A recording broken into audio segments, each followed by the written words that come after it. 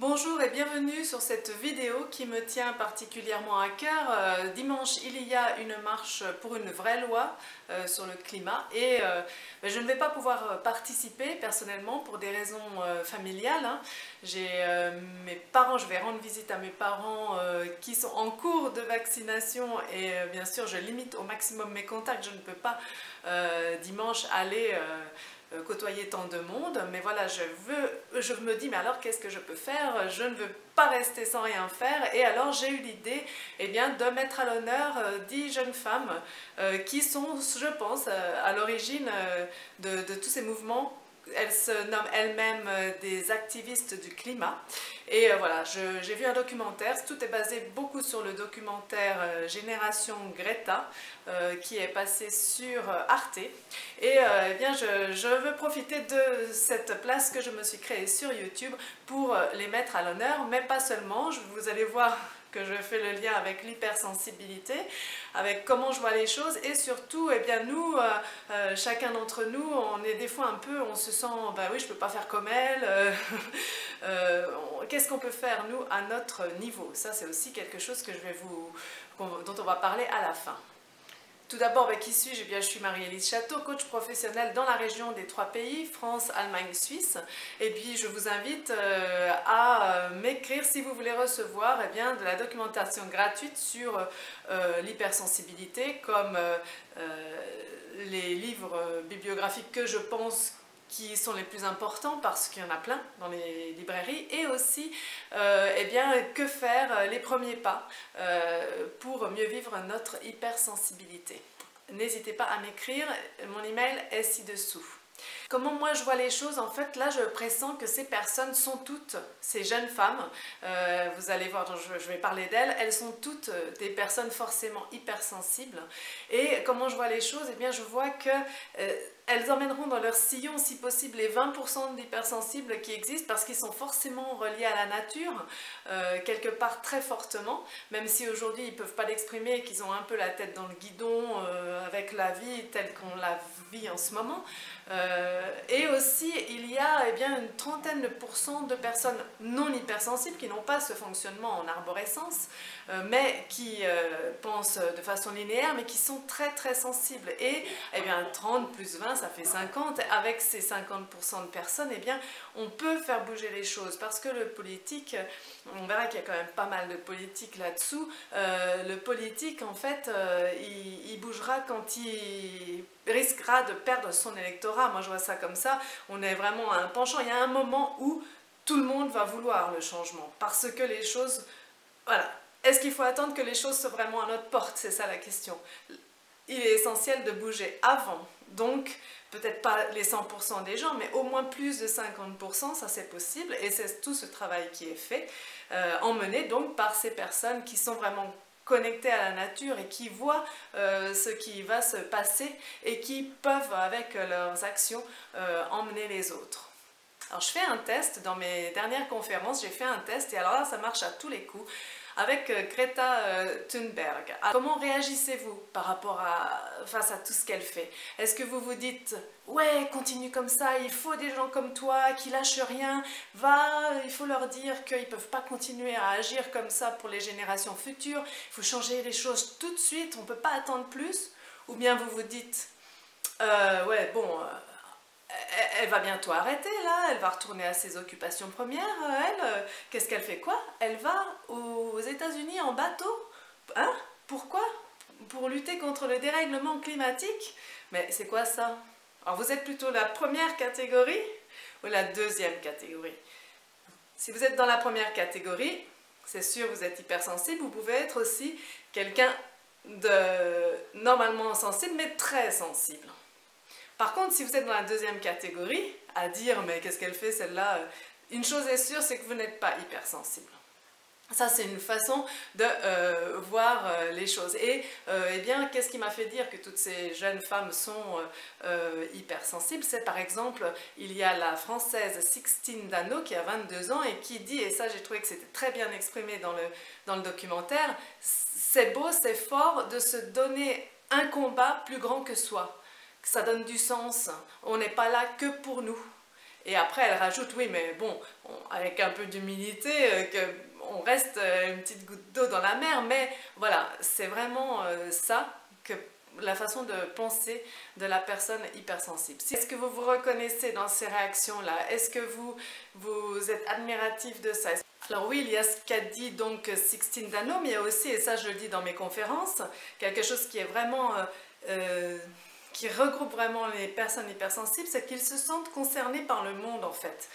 Ils peuvent même se sentir coupables du mauvais fonctionnement du monde et de leur propre passivité. Alors c'est ça que vous pouvez peut-être ressentir. C'est pour ça qu'à la fin de cette vidéo, je vais aussi dire qu'est-ce qu'on peut faire nous à notre niveau, hein?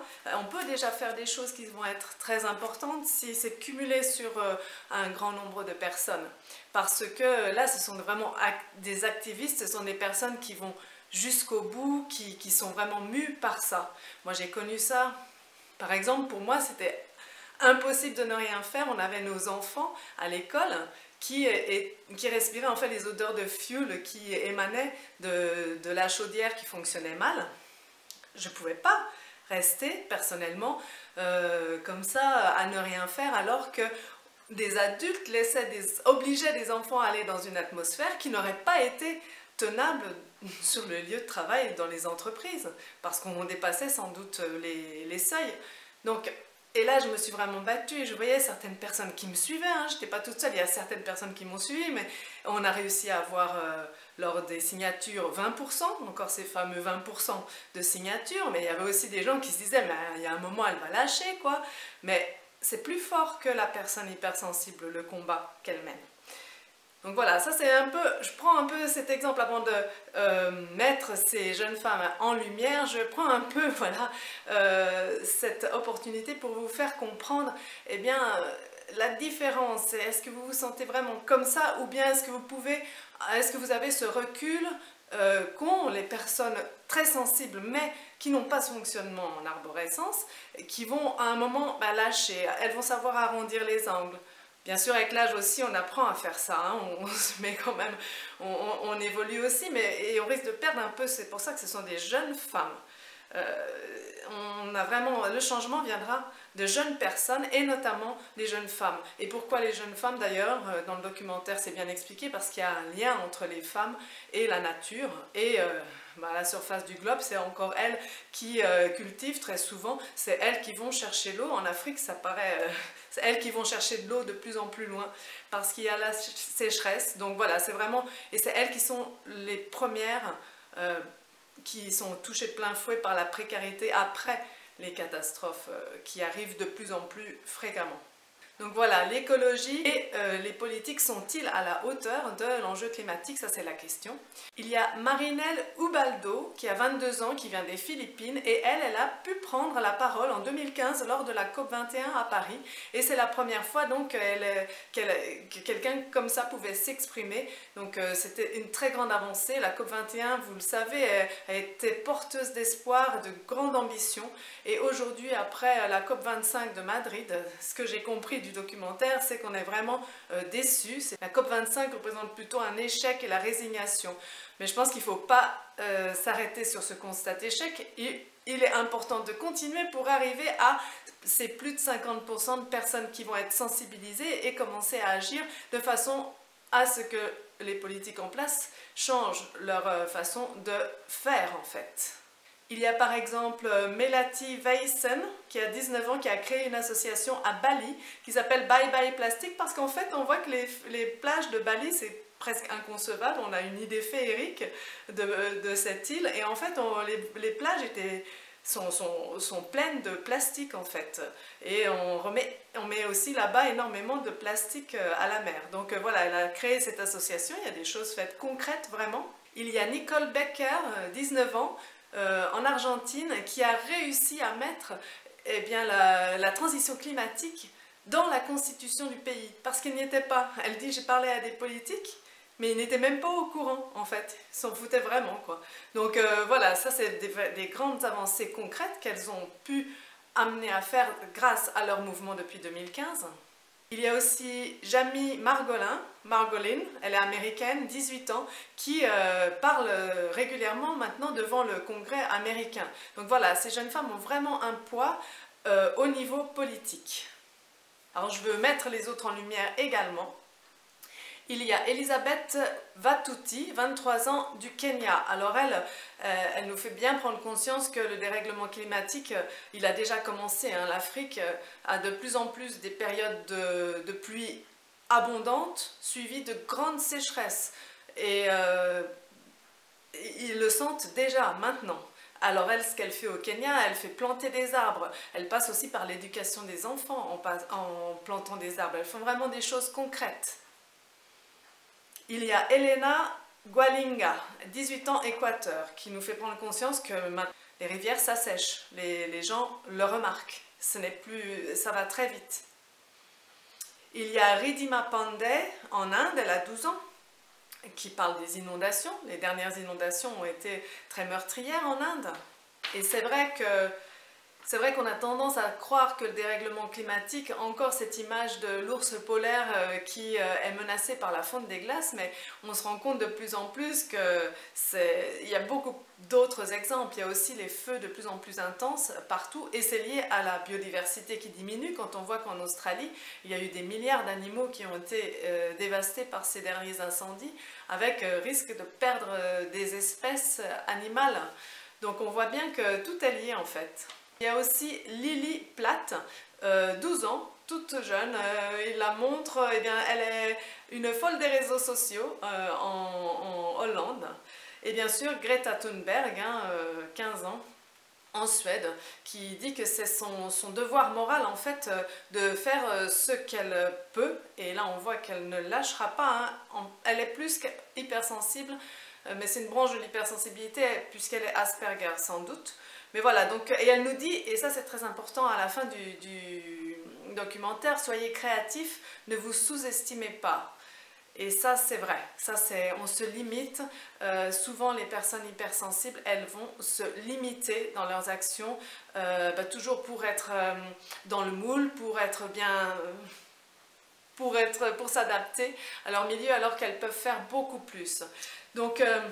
bien sûr, il est question de transition écologique, d'énergie fossile, arrêter la déforestation et redonner les territoires aux peuples autochtones qui savaient vivre en communion avec la nature, ce qu'on a perdu. Et bien sûr, c'est une base légale pour obliger les entreprises polluantes à rendre des comptes. Et là, il y a des actions qui sont faites, notamment législatives, au niveau des droits de l'enfant, des droits des enfants, des droits...